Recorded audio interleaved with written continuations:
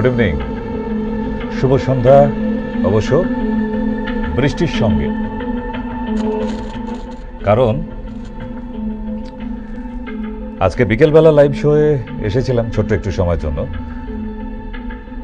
তো কালকে থেকে যেটা হবার কথা ছিল আজকে থেকেই সূত্রপাত হয়ে গেছে। প্রপাত ধরণী তলে সুন্দর বৃষ্টি হচ্ছে। তো সুতরাং টেনশন কম। এখন বাড়ির এসি আর পাখা বন্ধ করে একটু ছাদে চলে যান, নাহলে বাড়ির উঠোনে। এতদিন পর, দাবদাহের পর একটু আকাশের দিকে তাকিয়ে দুই হাত মেলে সেই ছোট্টবেলার মতো একটু ভিজে আসুন। ছেলে মানুষ এটা খুঁজে পাবেন।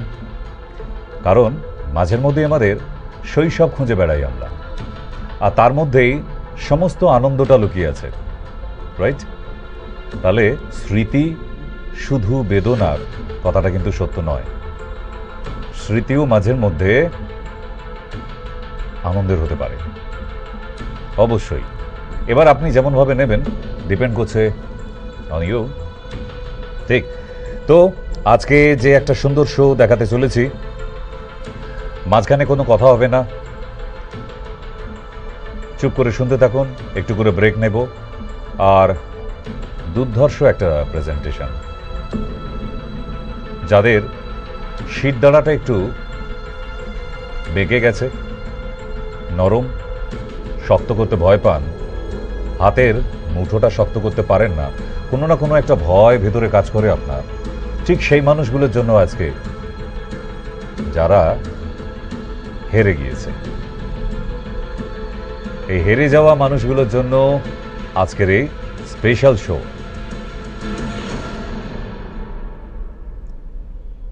Straight your spine. বাতি কি মনে হচ্ছে? জলের মধ্যে ব্যাঙাচি, না রাতে কোনো নিয়নের বাতি কোনো বার বা স্টার মলের মতো কোনো মলের ওপরে লাগানো আছে? কি এটা? ভালো করে দেখুন। তারপর নেক্সট আরেকটু ভালো করে দেখাই, দেখুন তো এবার বোঝা যাচ্ছে? রিয়েলাইজ করুন, ইমাজিন করুন, তবেই পাবেন। এবার বোঝা যাচ্ছে? বুঝতে হবে, না হলে কিন্তু হবে না যে। এবার নিশ্চয় বুঝতে পারছেন মাঝের বলয়টি কি? মাছের বলয়টি ওই যে দেখা যাচ্ছে, এটা ওভ্যাম, ডিম্বাণু, আর চারপাশে আছে শুক্রাণু, স্পার্ম, রাইট? এবার একবার প্রথম থেকে আসি আমরা। Back calculation, yes. এইখান থেকে দৌড় শুরু করেছিলেন আপনি। আপনার দৌড়ানোটা শুরু হয়েছিল এইখান থেকে। যারাই আজকে টিভির পর্দার সামনে বসে এই গতির মধ্যে, এই এক রাশ স্পার্মের মধ্যে আপনিও ছিলেন, আমিও ছিলাম, সবাই। তাহলে এই 30,000 মিলিয়ন স্পার্ম একসঙ্গে দৌড়াচ্ছে, রাশ। তাদের মধ্যে আবার দেখুন, দৌড়াতে দৌড়াতে দৌড়াতে দৌড়াতে এখনো কিন্তু লড়াই শেষ হয়নি। এখনো অনেকজন আপনার দৌড়ানোর দলে দাঁড়িয়ে আছে। এবার আপনি একা। তারপর এই ডিম্বাণু ভেদ করে প্রবেশ করেছেন আপনি। দেন এটাই আপনি। কিন্তু তারপরেও ঘাবড়াবার কিছু নেই তো। আমাদের বাবা মারা, এই পিকচারটাকে এটাই বোঝাতে চাইলাম, যে আস্তা কুড়েতে ফেলে দিয়ে যায়নি, ডাস্টবিনে ফেলে দিয়ে আসেনি আমাদের বাবা মারা। ভ্রূণে থাকা অবস্থার পর আমাদের বাবা মা এমন সুন্দর করে আমাদের জন্ম দিয়েছে তো। তাই তো আজকে আপনি বসে টিভির পর্দার সামনে আমার এই অনুষ্ঠান দেখতে পাচ্ছেন। কি আমি বোঝাতে পারছি? যদি আমাদের বাবা মা আমাদের জন্মের পর অমনি ডাস্টবিনে যেরকম খবরের কাগজে পড়েন, নিউজে শোনেন, সেরকম করে ফেলে দিয়ে আসতো, তাহলে আজকে আমরা আর এই টিভির পর্দার সামনে বসে থাকার দিনটা আসতো না, তাই তো? তাহলে আপনি সেই 30,000 মিলিয়ন স্পার্মের দৌড়ে একা ফার্স্ট হয়েছিলেন, তারপর ভ্রূণ হয়ে জন্ম নিয়েছেন, পৃথিবীতে এসেছেন, এবং আমাদের মায়ের কোলে এমন হাসি মুখ নিয়ে কিন্তু আমরা বড় হয়েছি। তুলোয় করে মুড়ে মানুষ করেছে মা, কষ্ট করে ঠিক। তারপর আপনি আজকে বসে টেনশন করছেন টিভির পর্দার সামনেও, কি হবে আমার, কি হবে আমার। কেন টেনশন করছেন? আপনার এই টেনশনের কারণ কি? কিসের জন্য এই মাথা ধরে, কিসের জন্য? কারণ আপনি তো পৃথিবীর সেরা লড়াইটা জিতে এসে গেছেন। আজকে ভাবুন না, আজকে আপনার ক্লাসের মধ্যে কম্পিটিশনে কম্পিটিটর কতজন ছিল? হার্ডলি 100 আপনার সেকশনে। আপনি সেখানেও পাশ করেছেন, কিন্তু তার থেকেও তো বেশি লড়াই ছিল 30,000 মিলিয়ন স্পার্ম। তাহলে নিজেকে কেন পরাজিত ভাবছেন? কেন ভাবছেন নিজেকে যে আর কিছু হলো না জীবনে, আর কিছু পারলাম না, জীবনটা বোধহয় থেমে গেছে? এইভাবে মাথা ধরে বসে থাকার মানে কি? আপনি কি ভাবলেন জীবনটা শেষ হয়ে গেছে? না, যেখানে শেষ হয় সেখান থেকেই তো শুরু হয়। এটা তো সিস্টেমের মধ্যে আছে। যদি রাতের অন্ধকারটা ভোর না হয়, তাহলে নতুন করে আবার সানলাইট হবে কি করে? সূর্যোদয় আসবে কিভাবে? প্রতিটি রাতের পর একটা সুন্দর সকাল আছে সবার জন্য। তাহলে আপনার ভেঙে পড়ার কারণটা কোথায়? কারণ আপনি তো জীবন যুদ্ধে জয়ী হতে হতেই আসছেন। হ্যাঁ, এখন একটু প্রবলেম আছে, সেটা ডিসকাশন করুন, আলোচনা করুন সেই মানুষটার সঙ্গে যে আপনার মনের যন্ত্রণাটা বুঝতে পারে। যাত্রার সঙ্গে নয়, আলোচনা তার সঙ্গেই হতে পারে যাকে মনের মানুষ বলে মনে করা যায়। দেখুন, আপনি হালকা হয়ে যাবেন। আজকে রাতের মধ্যেই করুন, আজকে রাতেই হালকা হয়ে যাবেন আপনি। আমি কি বোঝাতে পারছি? অনুষ্ঠান ছোট্ট হলেও ওজনটা অনেক বেশি। আপনার পরিবারের ছোট্ট ছোট্ট আশা অনেক আছে।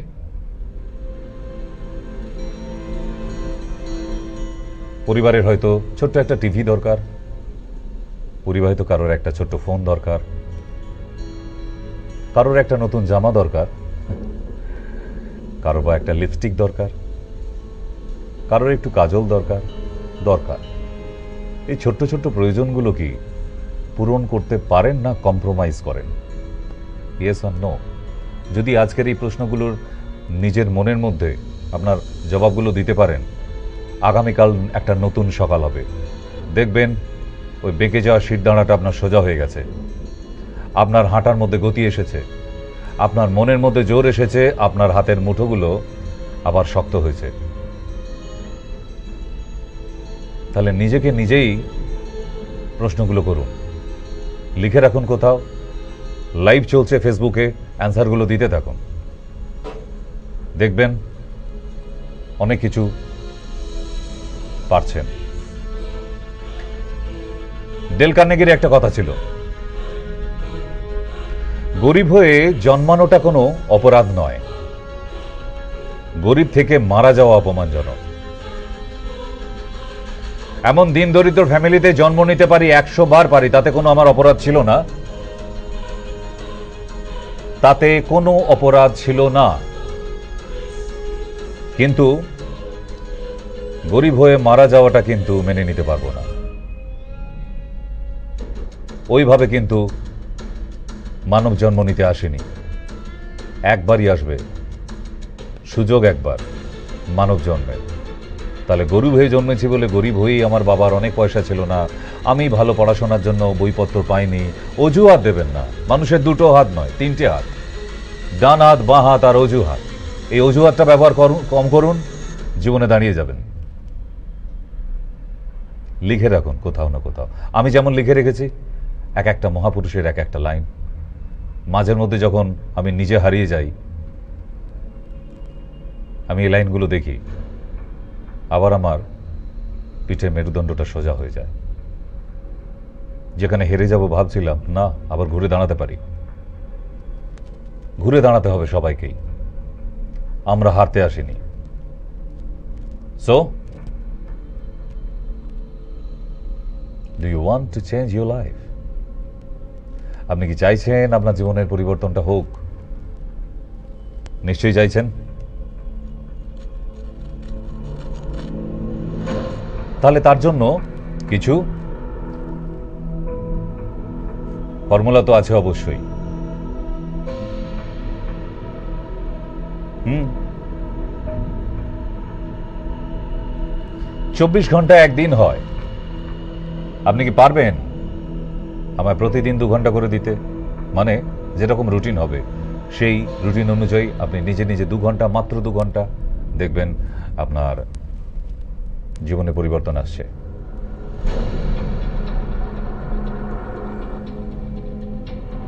আর যদি দেখেন যে হ্যাঁ এতে পরিবর্তন আসছে, তাহলে আপনার কাছে 2টি বন্ধুকে ফরওয়ার্ড করবেন ঠিক একই ফর্মুলা, তারাও দেখবেন ভালো থাকছে। কেন? নিজেদের বন্ধু বান্ধবরাও যদি আজকে উন্নয়নের শিখরে ওঠে, আপনারও ভালো লাগবে। মানুষ হিসেবে মানুষকে তো হেল্প করতে হবে, চেন ওয়াইজ। আপনি যদি সাকসেস হন আমাদের এই ফর্মুলায়, তাহলে আপনি আর 2জনকে ফরওয়ার্ড করবেন, আপনার কাছের 2টো মানুষকে। তাদেরকেও বলবেন তারাও যদি সাকসেস হয়, তারাও কাছের কোনো মানুষকে আবার 2জনকে ফরওয়ার্ড করুক। তাহলে এতে দেখবেন এই বেঁকে যাওয়া মেরুদণ্ডহীন মানুষগুলো আজকে সবাই শক্ত হয়ে দাঁড়িয়েছে, ঘুরে দাঁড়িয়েছে। তারা তাদের জীবনযুদ্ধে জয় হয়ে বেরোতে পারছে। বাঁচলে তো সবাইকে নিয়ে বাঁচতে হবে, তাই না? নেক্সট, হয়তো আমরা সময়গুলো ঠিক এমনিভাবে অপচয় করি যার কোনো মানেই হয় না। উল্লাসটা থাকা দরকার আছে, করে আসুন ব্রেন রিফ্রেশ। তবে উল্লাসটা যেন ওই বৃষ্টি হলে আর বৃষ্টি না হলে না হয়ে যায়, তাহলে কিন্তু বিপদ আছে। আমরা যেমন আমাদের কম্পিউটার, ল্যাপটপ রিফ্রেশ করি, ঠিক তেমনি আমাদের ব্রেনকেও রিল্যাক্স করার জন্য রিফ্রেশ করতে হয়। তার জন্য করে আসুন একদিন উল্লাস, চিয়ার্স। কিন্তু এই চিয়ার্সটা যেন প্রতিদিন না হয়ে যায়, তাহলে কিন্তু সমস্যা হচ্ছে। তারপর আপনি অ্যাডিকশনে চলে যাবেন। অ্যাডিকশন না, আপনি নিয়ন্ত্রণে থাকুন, কন্ট্রোলে থাকুন। কন্ট্রোল দরকার আছে, না হলে হবে না।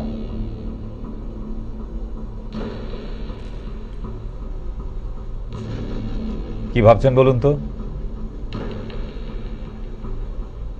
যে ডক্টর সেন কি সব বলছে আর আমরা কিছু বুঝে উঠতে পারছি না? ঠিক তো, আজকে নেক্সট টপিকটাতে বোঝাবো বলেই তো আজকে এসেছি। তাই ছোট্ট একটা ব্রেক নিয়ে ফিরছি আমরা। ব্রেকের পর ফিরে আসছি আজকের সান্ধ্য অধিবেশনে। যাবেন না কেউ? সঙ্গে থাকুন, ফিরে আসছি আফটার দ্য ব্রেক। নমস্কার, ধন্যবাদ সঙ্গে থাকার জন্য। অনেকে হয়তো বিদ্যুৎ চলে যাওয়ার জন্য টিভি দেখতে পাচ্ছিলেন না, তবে এবার দেখতে পাবেন অনেকেই। তবে আমরা যে সুন্দর অনুষ্ঠানে ছিলাম, চলুন আমরা কতটা পরিবর্তন হয়েছি সেটা একটু দেখা দরকার আছে। তারপর ফিরব যে আমরা কেন পারি না। ঠিক, চলুন একটু দেখে তারপর ফিরি যে কতটা আমরা পরিবর্তন নিজেদের জীবনে করে ফেলেছি। 10 বছর আগে অল্পতেই বেশি কষ্ট এমনিভাবেই মানুষের জীবনের পরিবর্তন হয়েছে অনেক। দেখে বুঝতে পারলেন যে মানুষ আস্তে আস্তে একদম খাঁচায় বন্দি পাখির থেকেও আরো খারাপ অবস্থায় আমরা, তাই না? এগুলো একদম বাস্তব। ছোট্টবেলায় আকাশ দিয়ে এরোপ্লেন গেলে তখন উড়োজাহাজ বলতাম, আর এখন তো সত্যিই তাই, প্লেন থেকে আকাশ খুঁজি। অনেকটা পরিবর্তন হয়ে গেছে মানুষ, রেডিমেড। মানে কোনো রকম তাদের মনের ভিতর মায়া, মমতা অনেক মানুষের কমে গেছে, দায়িত্ব কমে গেছে। কিছু অন্ধকারে পাওয়া নেশা, ঠিক ওই মরীচিকার মতো, তার পিছনে মানুষ দৌড়াতে এখন ভালোবাসে অনেক বেশি। তার মধ্যে একটা হলো ভার্চুয়াল ওয়ার্ল্ডস। আমরা সব অন্ধকারের প্রাণী এখন। কি যে ভালোবাসি আর কি যে ভালোবাসি না, সেটাই মাঝের মধ্যে নিজেরা অবাক হয়ে যায়। মাঝের মধ্যে মনে হয় কেন বেঁচে আছি, মাঝের মধ্যে মনে হয় আচ্ছা কাদের জন্য বেঁচে আছি, কি কারণে বেঁচে আছি। মানে আগে বাঁচার তো একটা লক্ষ্য ছিল, এখন মানুষ এত রেডিমেড হয়ে যাচ্ছি, কারণ খুঁজে পাই না কিসের জন্য বেঁচে আছি। কিন্তু সেই জায়গাগুলোকে যদি আপনি আবার সেই শৈশবের চিন্তা ভাবনাগুলো করেন, একমাত্র রাস্তা দেখবেন আবার ওখান থেকে বেরিয়ে আসতে পারছেন। তাছাড়া আগে টাকার জন্য দৌড়াতেন, এখন টাকা আছে, আপনি কিসের জন্য দৌড়াচ্ছেন তার কোনো কারণ নেই। অনেক পরিবর্তন হয়ে গেছে মানুষের, পুরো উল্টো রিভার্সে চলছি আমরা, তাই না? ঠিক তাই। আর এখন সর্বদাই একটা আমি ওই পারি না পারি না পারি না ব্যাপারটা আমাদের মধ্যে চলে এসেছে, কারণ না পারার অভ্যাস করে ফেলেছি আমরা সব ব্যাপারে। মানে একটা নেগেটিভিটি অলওয়েজ আগে কাজ করে, তারপর আমরা ভাবতে শুরু করি করব কি করব না, তারপর আমরা ভাবি যে না হয়তো করলে হতো, হয়তো পেরে যেতাম, হয়তো বা লস হয়ে যেত, হেরে যেতাম, ইত্যাদি ইত্যাদি। এই না পারার অভ্যাস প্রতিদিন করতে করতে করতে করতে একদিন নৌদি আপনাদের অনুষ্ঠান দেখালাম না, যে সারাদিন আমরা শুধু না দেখি না শুনি, তাহলে একটা মানুষ কি করে পজিটিভ থাকবে? রাস্তায় গাড়ি নিয়ে বেরোলে নো পার্কিং, নো এন্ট্রি, চাকরির জন্য যাও নো ভ্যাকেন্সি, সারাদিন শুধু নো। এখানে বসিবেন না, ওখানে থুতু ফেলিবেন না, ওখানে যাবেন না, ইত্যাদি ইত্যাদি। মানে সারাদিন নো। তাহলে এই না শুনতে শুনতে আমরা নেগেটিভ মানুষ হয়ে যাচ্ছি, আস্তে আস্তে রোবট হয়ে যাচ্ছে, নেগেটিভ রোবট, তাই না? তাহলে এই অভ্যাসটা কেন হয়েছে জানেন? আমরা নিজেদের এগুলো প্রশ্রয় দিচ্ছি নাটাকে। আর তেমনিভাবেই আমাদের নেক্সট জেনারেশন আস্তে আস্তে কিন্তু তারাও নেগেটিভ বাচ্চা তৈরি হচ্ছে।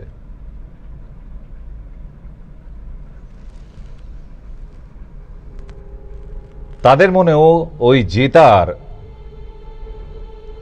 যে একটা নেশা, যেটা আমাদের ছোটবেলায় ছিল, সেটা এখনকার বাচ্চাদের মধ্যে নেই। কারণ তারাও তো বাবা মাকে দেখছে এখন, বাবা মা সব সময় কি ভাবে, ওই মোবাইল নিয়ে বসে আছে, কেউ কারোর সঙ্গে কথা বলে না, সব তো রোবট হয়ে গেছি, সবার হাতে একটা করে মোবাইল। তাহলে কারোর সঙ্গে ফ্যামিলিতে কে কখন কথা বলবে কোথায়? আমরা কথা বলতে ভুলে গেছি। ফোনটা রেখে দিয়ে কথা বলতে শুরু করুন, দেখবেন আবার আগের মতো সব সম্পর্ক সচ্ছল হয়ে গেছে। অনেক এমন ভেঙে যাওয়া সম্পর্ক আবার জোড়া লেগে যেতে পারে যদি আমরা আমাদের হাতের এই দূরাভাস যন্ত্রটিকে রেস্ট দিই। ঠিক। তার মানে আমরা অভ্যাস করি না বলে আজকে আমরা সচল নই, 1 টাকার মতো অচল হয়ে যাচ্ছি। চলুন একটা সুন্দর গল্প শোনাই।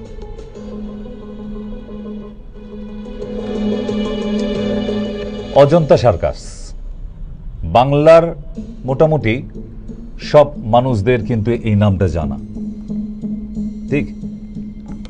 আর শীতের সময় বাবা মার হাত ধরে অজন্তা সার্কাস দেখতে যাব, এটা একটা শীতকালে একটা বিরাট নেশা ছিল আমাদের ছোটবেলায়। শীতকাল আসলেই কিন্তু না সার্কাসে যেতে হবে, তাই তো? তাহলে নামটা নিশ্চয়ই খুব একটা অচেনা নয়। নেক্সট যাই, সার্কাসে গিয়ে দেখতাম কত হাতির খেলা, বাঘ সিংহের খেলা, তাই না? বানরের খেলা, ভাল্লুকের খেলা, এগুলো দেখে দারুণ এন্টারটেন নিয়ে ফিরে আসতাম। কেন বলুন তো? তখন তো আর মোবাইল ছিল না আমাদের হাতে, আমরা প্রাকৃতিক আনন্দটাকে নিতে পারতাম। এখন ন্যাচারাল এন্টারটেইন চলে গেছে, নেই। আমরা সব ইউটিউবে খুঁজে বেড়াই, সব। আমাদের আনন্দ লাগছে না এখন, আচ্ছা একটু ইউটিউব খুলে ফেলি, একটু কমেডি খুলে ফেললাম, সব কৃত্রিম ব্যাপার। মানে বেড়াতে গিয়ে দেখে আসা, তো এই সরাসরি লাইভ এইটার খুব দরকার হয়, যেটা আমাদের জীবন থেকে চলে গেছে। তো আমরা আবার সার্কাসে ফিরে আসি। তো আমরা পারি না কেন সেটা নিয়ে একটা ছোট্ট গল্প শোনাচ্ছি। এমনি করে আগুনের বলয়ের মধ্যে সিংহের জাম্প, কিন্তু এই বাঘ সিংহ সার্কাস থেকে কিন্তু তুলে নেওয়া হয়েছে। জানেন তো নিশ্চয়ই কারণটা, wild animals not allowed in circus. অ্যাক্সিডেন্টের পর থেকে দর্শকদের ওপরে গিয়ে ঝাঁপিয়ে পড়ে মেরে ফেলেছিল অডিয়েন্স। তারপর থেকে এই ওয়াইল্ড অ্যানিমেলসদের আর সার্কাসের মধ্যে অ্যালাউড করা হয় না। তাহলে এবার কি হবে? সার্কাসের মালিক মাথায় হাত। ঠিক তাই হয়ে গেল। সার্কাসের মালিক ভাবছে, ভাই রে, এবার আমি কি করি? আমার সার্কাসে কি দেখাবো তাহলে? বানর, কুকুর, গরু, ছাগল এসব দেখিয়ে কি সার্কাস চলবে? নিশ্চয়ই না। কেন মানুষ আসবে? একটা জোকার আর কত হাসাবে? 3 ঘন্টা একটা জোকারকে দেখে নিশ্চয়ই টিকিট কাটবে না কেউ। সার্কাস মালিকের না মাথায় চিন্তা পড়ে গেল, করবো কি তাহলে? তারা ওয়েট করে। কিছু লোক আছে বলে ওয়েট করো, আবার হয়তো সরকার অনুমতি দিতে পারে, কিন্তু গভর্নমেন্ট কোনো পারমিশন দিচ্ছে না। 1 মাস, 2 মাস, 3 মাস, 6 মাস ওই বাঘ সিংহ হাতিদের বসিয়ে খাইয়েছে।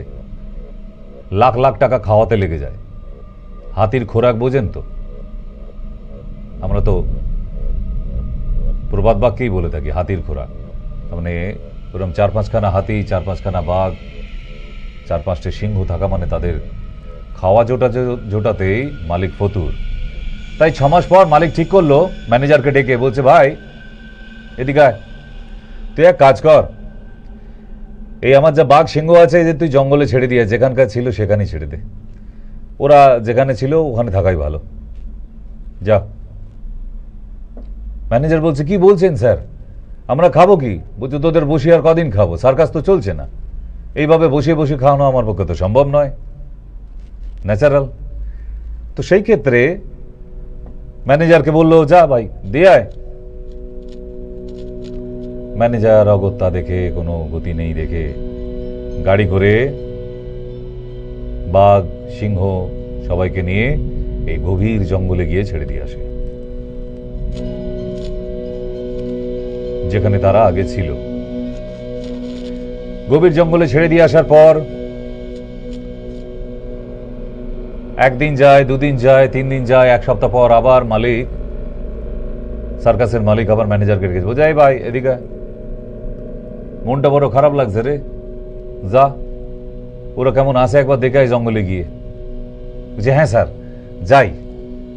ম্যানেজার খুশি, যদি আবার মন ঘুরে যায় আবার তাদের ধরে নিয়ে আসবে, আবার সার্কাস চালু হবে। ম্যানেজার দৌড়ালো, কিন্তু যাবার পর জঙ্গলের মধ্যে তাদের কাউকে খুঁজে পাওয়া গেল না। কোনো বাঘ নেই, সিংহ নেই যাদের ছেড়ে দিয়ে আসা হয়েছিল। এলাকার লোককে জিজ্ঞেস করা হলো, ভাই এখানে যে 1 সপ্তাহ আগে 6টা বাঘ 6টা সিংহ ছেড়ে রেখে গিয়েছিলাম, কই তারা কোথায়? পাড়ার লোকে বলছে, ওদের তো মেরে ফেলিছে। বলছে, কে? বলছে, কুকুরে মেরে ফেলেছে। বলছে, তার এটা আবার হয় নাকি? জঙ্গলের রাজা সিংহ, তারপরে বাঘ, অ্যাসিস্ট্যান্ট সিএম, তাদের কুকুরে মেরে ফেলেছে মানে? বলছে, হ্যাঁ, কথা বিশ্বাস করেন? তো দেখুন, চলুন দেখি একটু। বাঘ সিংহ অনেক ট্রাই করেছিল এই জঙ্গলি কুকুরদের হাত থেকে বাঁচার জন্য, কিন্তু তারা রেহাই পায়নি। তারা জঙ্গলের রাজা হলেও এই কুকুরদের হাত থেকে রেহাই পায়নি, তাদের কামড়ে ছিঁড়ে মেরে খেয়ে ফেলেছিল। গল্পটা মিথ্যে নয়, সত্যি। যে পিকচারগুলো দেখছেন, ইটস রিয়েল। এমন বড় বড় বাঘকে কুকুরে কামড়ে খেয়ে ফেলে। এবার বলুন তো, এই বাস্তব ঘটনাটা ঘটলো কিভাবে? কিভাবে? একটাই কারণ ওই বাঘ সিংহগুলি দীর্ঘদিন সার্কাসের খাঁচায় বন্দি থাকার কারণে শিকার করা ভুলে গিয়েছিল, নাম্বার 1 পয়েন্ট। নাম্বার 2, তাদেরকে টাইমে টাইমে ওই ম্যানেজার এসে খাবার রান্না করে খাইয়ে দিয়ে যেত, তার মানে তারা নিজে খাওয়াও ভুলে গিয়েছিল। এবং তাদের টাইমে টাইমে আবার পাখা চালিয়ে ঘুম পাড়িয়ে দেওয়া হতো। এই 3টি কারণে তাদের শরীরে যে অলসতা আসে, তারা ভুলে গিয়েছিল তারা জঙ্গলের রাজা, তারা শিকার করে খাবার খায়, তাদের দেখে অন্যান্য জন্তু জানোয়াররা ভয় পালিয়ে যায় একটা পায়ের আওয়াজে, হুঙ্কারে তো দূরের কথা। তাহলে বুঝতে পেরেছেন what is the moral of the story? আপনি আমি যদি এইভাবে নিজেদের অভ্যাসকে হারিয়ে ফেলি, নিজেদের শৈশবকে হারিয়ে ফেলি, নিজেদের মেরুদণ্ডকে বাঁকিয়ে ফেলি, সোজা করতে না পারি, আমাদেরও কিন্তু ওই বাঘ সিংহের মতোই পাড়ার আরো নেড়ি কুত্তারা এসে খেয়ে নেবে। এই কুকুররা কিন্তু ছাড়বে না, কারণ আপনাকে শেষ করার জন্য ওত পেতে বসে আছে কেউ না কেউ।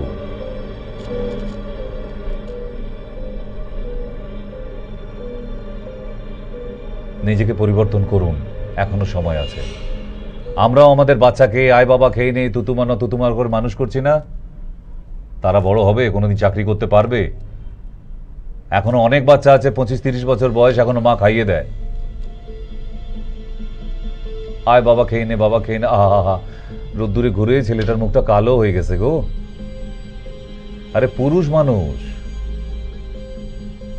সে তো রোদ্রে ঘুরে তবে তো পেটা চেহারা হবে, তাপ সহ্য করতে পারলে তবে তো তার মধ্যে ক্ষমতাটা আসবে। আগুনে পোড়া লোহার মধ্যেই তো ক্ষমতাটা বেশি হয়, নিজের আকার ধারণ করতে পারে। আপনার সন্তানকে যদি এখনো রোদ্দুর থেকে ছাতা নিয়ে বলেন যে যা বাবা কলেজে যাচ্ছ, ছাতাটা নিয়ে যাও, কেন? সে তো বড় হয়েছে, একটু রোদ্দুরে যদি লেগে যায় কি তার মহাভারত অশুদ্ধ হয়ে যাবে? ছেলেকে মানুষ হতে দিন, নিজের সন্তানদের মানুষ করতে দিন, মানুষ হতে দিন, তাদের নিজেদের পায়ে দাঁড়াতে দিন। এইভাবে তাদেরকেও তুতুমানা করে রাখতে রাখতে বাঘ সিংহের মতো অবস্থা হবে, কোনোদিন নিজের পায়ে দাঁড়াবে না। বাচ্চাদের অ্যাসেট দেবেন না, নিজের বাচ্চাকে অ্যাসেট বানান, আপনার সংসারটা ভরে যাবে। আপনার বাচ্চা আপনার নামে পরিচিতি পাবে না, আপনার সম্মান আপনার বাচ্চার নামে পরিচিতি হবে। ওই ছেলের বাবা যাচ্ছে, সেদিন জানবেন বুকটা গর্বে ভরে উঠছে।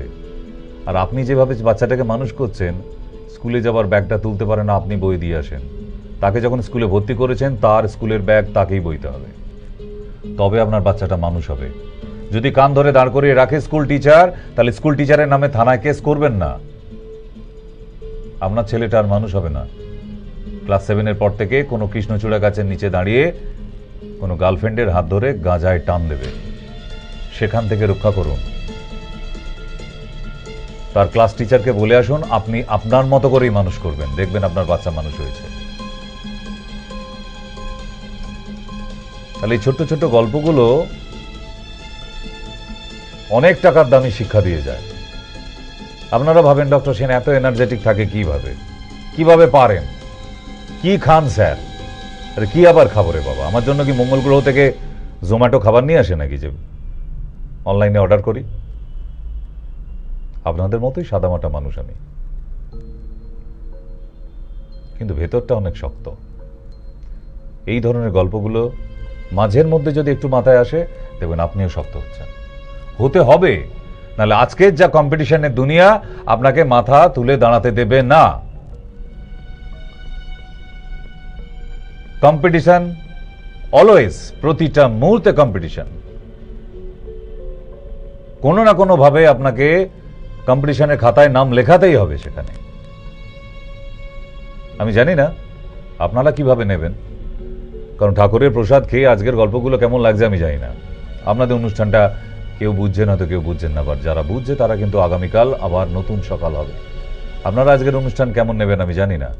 ওই যে বললাম, ঠাকুরের প্রসাদকে কেউ মাথায় মোছে আর কেউ প্যান্টের পিছনে মোছে, দুজনের রেজাল্ট দুরকম হয়, বলার কিছু নেই। চলুন আর একটা ব্রেক নিই, তারপর ফিরবো আজকের সন্ধ্যা অধিবেশনে। आज बड़ी तकलीफ में है, साथ में हमारे देश भी। विज्ञान ने तरक्की तो बहुत कर ली, लेकिन महामारी और बीमारी को रोक नहीं पाया। महामारी प्रकृति से आता है और प्रकृति से ही खत्म होने वाला है। बीमारी कोई दवा से नहीं, बल्कि रोग प्रतिरोध यानी कि इम्यूनिटी पावर से ही खत्म होने वाला है, और उसके लिए डिटॉक्सिफिकेशन की जरूरत होते हैं। जी हाँ, इम्यूनिटी पावर और डिटॉक्सिफिकेशन दो काम, सिर्फ एक नाम, एंटीडोट, जिंदा रहने की সিকিউরিটি। শুধু ওয়ার্ল্ড কাপেই চোট পাওয়া তা কিন্তু নয়,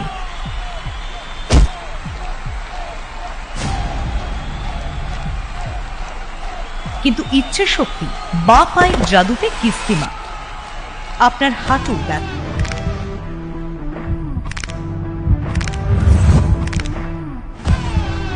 শারীরিক ব্যথা, অসহ্য যন্ত্রণায় কাবু হতে হয়। আপনার মাথা ব্যথার কারণ গ্রিন বামি শেষ কথা। কোমরের ব্যথা, সঙ্গে রাখুন গ্রিন বাম, আয়ুর্বেদে ব্যথাহীন জীবন। সব ব্যথার এক কথা, ডক্টর সেন্স গ্রিন বাম। শুধু মনের ব্যথার নয়, নকল হইতে সাবধান।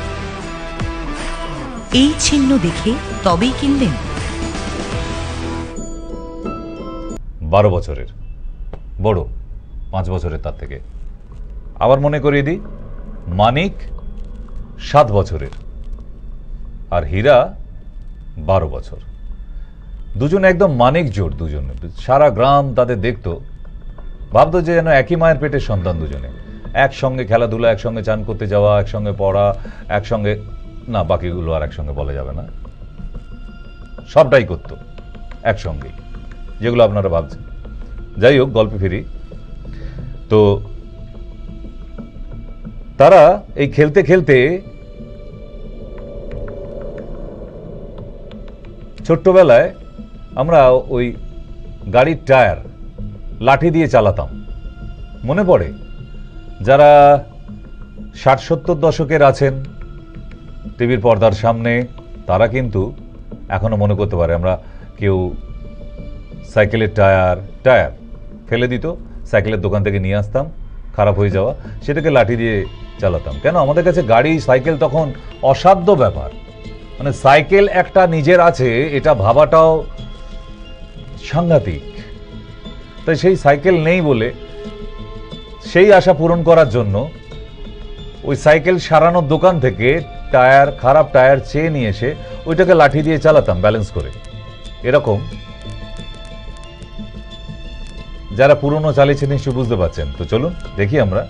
তেমনি ভাবে হিরে আর মানিক দুজনে টায়ার চালাতে চালাতে এক গ্রাম থেকে আরেক গ্রামে চলে গেছে, অনেক দূর। এবার যেতে যেতে পিপাসা পেয়েছে, এক গ্রাম থেকে অন্য গ্রামে।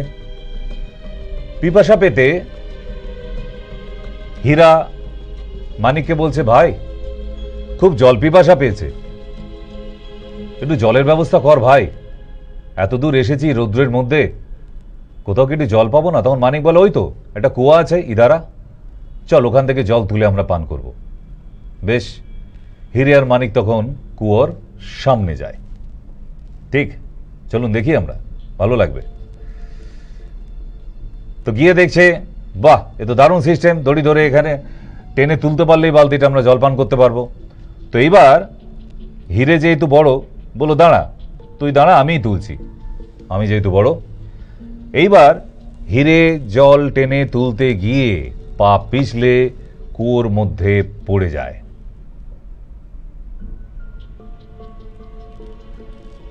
এইবার মানিক তো ছোট বাচ্চা, হিরে তখন ওই কুয়োর ভেতর থেকে বাঁচাও বাঁচাও বাঁচাও, মানিক বাঁচা, তোল আমায় তোল আমায়, জলের মধ্যে ডুবে যাচ্ছি, ইত্যাদি ইত্যাদি বলতে থাকছে। মানিক ওই ছোট্ট 7 বছরের বাচ্চা, সে কি করবে?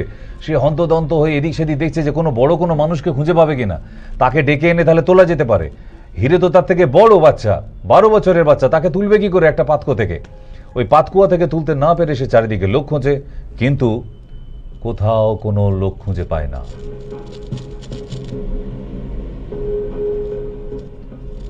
মানিক তখন উপায় কোনো কিছু খুঁজে না পেয়ে সেভাবে আমাকেই যা করার করতে হবে, নাহলে আমার বন্ধু মারা যাবে।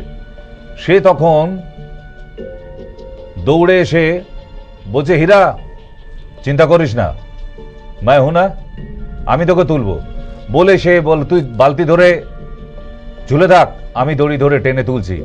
সে কষ্ট করে টেনে তুলে তুলে তুলে তুলে হিরেকে বালতি করে তুলে বাঁচায়। তাকে মনে জোর দিতে থাকে, হিরে দড়ি ছাড়বি না, তুই কোনোভাবে দড়ি ছাড়বি না, আমি তাকে টেনে তুলছি, আমি তোকে টেনে তুলবই, তুই চিন্তা করিস না, আমি আছি বলে তাকে মনে জোর দিয়ে দিয়ে সত্যি সে হিরেকে তুলে উপরে নিয়ে আসে। এইবারে দুজনে টায়ার ফায়ার ভুলে গেছে গাড়ি চালানো, দুজনে তখন আনন্দে গান গাইতে গাইতে হাকি আনন্দ আকাশে বাতাসে কাঁধ ধরে বাড়ি ফিরছে। একজনের জামা কাপড় পুরো ভেজা। তাই এবার গ্রামের এক মানুষ দেখে বলে, এই তোদের বাবা মা খুঁজছে কখন থেকে, তোরা কোথায় গিয়েছিলি? তখন হিরে বলে, কাকু আমি না ওই পাড়ার গ্রামে ওখানে জল পিপাসা পেয়েছিল, তো কুয়োর মধ্যে জল খেতে গিয়ে আমি কুয়োর মধ্যে পড়ে গিয়েছিলাম, মানিক আমাকে তুলে বাঁচায়। যে তার এটা আবার হয় নাকি? একটা 12 বছরের বাচ্চাকে একটা 7 বছরের বাচ্চা টেনে তুলতে পারে ওই কুয়ো থেকে? আমরা কুয়োটাকে চিনি তো। বলছে বিশ্বাস করো, সত্যিই তাই। সে তো কেউ বিশ্বাস করে না। আবার তারা হেঁটে যায়, আর তখন ওই কাকাবাবুও পিছন পিছন যায়। গিয়ে এইবার আরো সব বন্ধু বান্ধবরা জড়ো হয়, তাদেরকে সবাই বলে, জানিস হীরা কুয়াতে পড়ে গিয়েছিল আর মানিক তাকে টেনে তুলেছে, কিন্তু কেউ বিশ্বাস করছে না। এরপরেও আবার গ্রামের যেখানে মুখিয়া বসে, পঞ্চায়েত মুখিয়া, সেখানে গিয়ে বলছে, मुखिया जी एक बात है। बोले क्या बात है, सुनाओ जी। बोले ये बेटा बोल रहा है कि हीरा गिर गया था कुआं में और मानिक ने उसको उठाया, ये हो सकता है कभी? সবাই তো যে আলাদা আলাদা লোকের মুখ চাচাই করছে, বলছে এটা কি করে হয়, না না এটা হতে পারে না, এটা হতে পারে না। তখন মুখিয়া যে বলছে, সাইলেন্ট, রুকো যারা, সবুর করো, এটা হতে পারে, আর এটা হয়েছে। ওই বাচ্চা দুটো যে কথা বলছে কোনো মিথ্যা নয়, এটা সত্য। বলছে কি করে সত্য হয়? বলছে এই জন্যই যে হিরে যখন কুয়ার মধ্যে পড়ে যায়, মুখিয়া এক্সপ্লানেশন দিচ্ছে, তখন মানিক হেল্পের জন্য অনেককে খুঁজেছে, কিন্তু আশেপাশে কাউকে খুঁজে পায়নি। তখন দেখলো আমি যদি কিছু না করি আমার বন্ধুটা মারা যাবে জলে ডুবে, আমি বাড়িতে গিয়ে বলবো কি, আমি কার সঙ্গে খেলবো তাহলে রোজ, আমাকে হীরাকে বাঁচাতেই হবে। তখন সে হীরাকে বাইরে থেকে মনে জোর দেয় যে তুই দড়ি ছাড়বি না, তুই ধরে রাখ, আমি টেনে তুলবো। তখন সে প্রাণে টেনে তুলতে পারে, তোলে। বলছে এটা কি করে হলো? বলে এই জন্যই হলো যে মানিককে কেউ বলেনি পাশে দাঁড়িয়ে যে তুই পারবি না, তুই ছোট মানুষ, তুই বাচ্চা মানুষ, তোর দ্বারা এটা হবে না। কারণ এত ছোট বাচ্চা এই কাজটা অসাধ্য সাধন করতে পারে না। হীরা জলে ডুবে যাবে, তুই চলে যা, তোর দ্বারা হবে না, অন্য কেউ পারবে এটা। কারণ পাশ থেকে তাকে কেউ বলার ছিল না, তাকে কেউ নেগেটিভ বলার ছিল না, তাকে কোনো রকম ভাবে তার কাছ থেকে দূরে চলে যাবার জন্য কেউ বলেনি। সে নিজের মনের জোর অ্যাপ্লাই করেছে এবং সে তার বন্ধুকে বাঁচিয়ে আনতে পেরেছে, এবং এই কথাটা কোনো মিথ্যে নয়।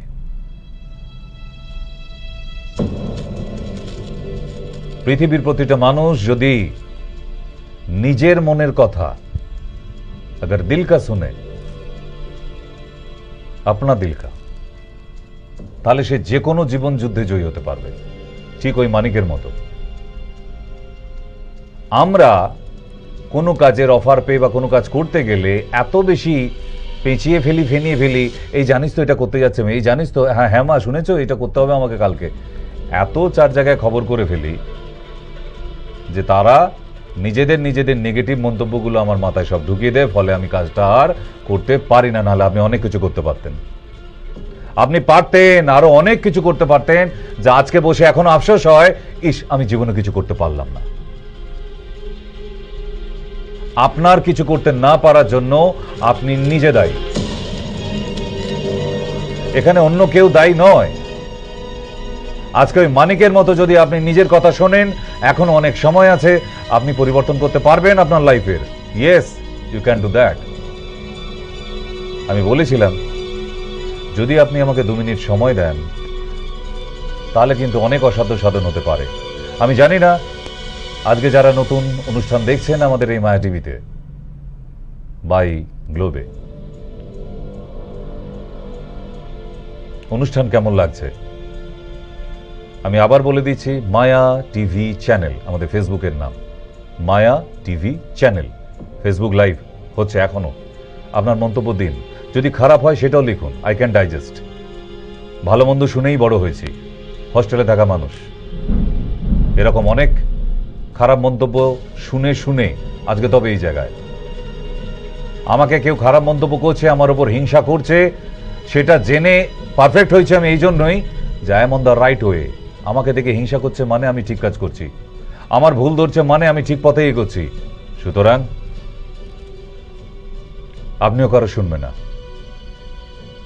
दिल का सुनो, अपना दिल का। कोई भी काम, कोई भी मकाम, कोई भी मंजिल में पहुंच सकते हो आप, ये मैं दावा से कह सकता हूं, जरूर हो सकता है। তাই প্লিজ কমেন্টস করবেন, জানান। আপনি আমাকে খারাপ কমেন্ট করলে আমি আরো তৈরি হব, আমায় জানতে হবে, আমাকে শিখতে হবে। আমি তো জানি যে গাছে আম হয়েছে সেই গাছেই তো ঢিল মারবে। যদি আমি কিচ্ছু না করতাম তাহলে আপনি কমেন্টও করতেন না, কিচ্ছু দরকার ছিল না। আমি কিছু করছি তাই তো আপনি কমেন্ট করার জায়গা পাচ্ছেন। করুন, ভালো হোক মন্দ হোক, দুটোই আমার কাজে লাগবে, দুটোই আমার প্রয়োজনের। ঠিক, তাহলে লাস্ট কথা বলে দিই, মঙ্গলবার আর শনিবার বারাসাত শিশিরকুঞ্জে দেখা হচ্ছে আপনাদের সাথে, প্রতি মঙ্গলবার এবং শনিবার, টাইম টেবিল একই, এবং দমদমে রবিবার, সোমবার, বুধবার এবং শুক্রবার, টাইম টেবিল একই। যদি ভালো লেগে থাকে তাহলে আমার ফোন নাম্বারটা সেভ রাখবেন, আপনার কিছু জিজ্ঞাসা থাকলে করতে পারেন, SMS করবেন, হোয়াটসঅ্যাপ করবেন, আর নিচে 2টি নাম্বার দেওয়া আছে, এই 2টি নাম্বারে যদি আসার ইচ্ছে হয়, চেম্বারে সরাসরি দেখা করার ইচ্ছে হয়, চলে আসুন। অনেক কিছু প্রশ্ন থাকতে পারে, নিয়ে চলে আসবেন আপনার শারীরিক এবং মানসিক যে কোনো সমস্যা নিয়ে। আমি যথাসাধ্য আমার যতটুকু জ্ঞানগম্য আছে আর কি ছোট মাথায়, আমি আপনাকে চেষ্টা করবই। আজকে বিদায় নিতে হচ্ছে, চলুন, বৃষ্টিতে ভিজবো আজ। শুভরাত্রি।